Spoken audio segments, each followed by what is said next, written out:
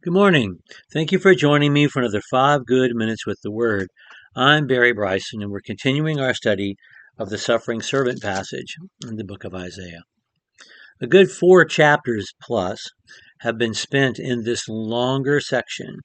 As we approach in the middle, as we crest the hill, a good long section has been God explaining in detail His plan, taking into consideration the sins of His people who are supposed to be producing the Messiah, taking into account the sins of his people, but also the sinful peoples around them. And he's been very clear, and he's told them why he's being clear. So when it happens, you'll know it's me who did it. That's why I'm telling you in such detail.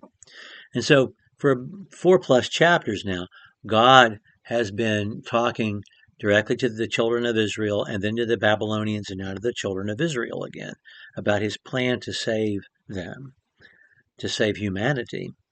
And we're coming to the end of it. In fact, we're coming to the end of it today as we finish up chapter 48. And then we're going to begin a section in which our attention is quite focused on the Messiah himself.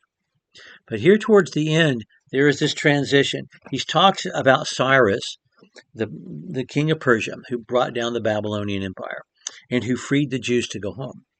He's talked about Cyrus as his servant and used some, not all, but some of the same terms that will describe the Messiah. He's used those to describe Cyrus, and that makes perfect sense. Cyrus plays a precursory role in God's plan that is very similar to what Jesus will do for all humanity. What Cyrus was able to do for the Jews, Jesus will do for all humanity for all time.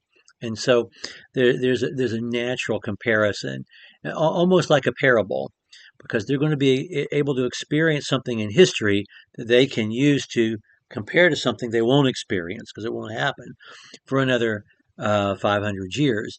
But they'll know what it's going to be like because they've experienced in a small degree something quite similar. And so we had in yesterday's passage the last reference there to Cyrus specifically, and then the transition to the Messiah. And we had the Messiah himself speak, just a line, but we had the Messiah himself speak.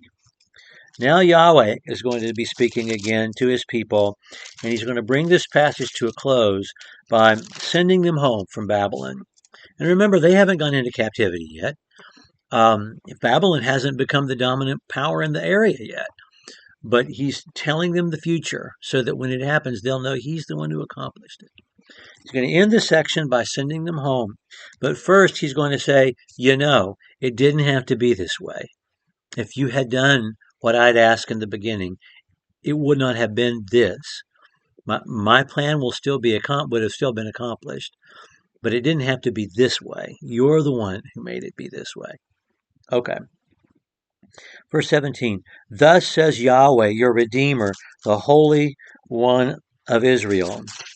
I am Yahweh your God, who teaches you to profit, who leads you in the way you should go.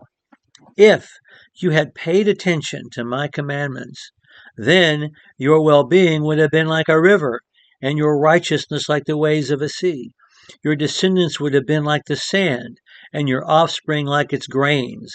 Their name would never have been cut off or destroyed from my presence. And then he says, go forth from Babylon, free from the Chaldeans. Declare with the sound of joyful shouting. Proclaim this. Send it to the end of the earth. Say, Yahweh has redeemed his servant Jacob, and they did not thirst when he led them through the deserts. He made water flow from the rock for them. He split the rock, and the water gushed forth. There is no peace for the wicked, says the Lord. Well, it's such a wonderful passage, and it takes them back to their earliest history as a nation.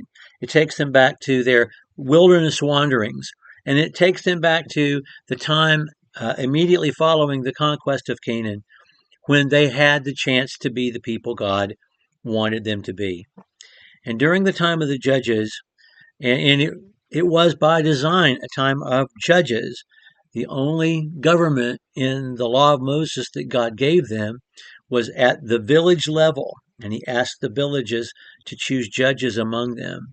What joined them together was their religion, focused on the tabernacle and the law that God had given them.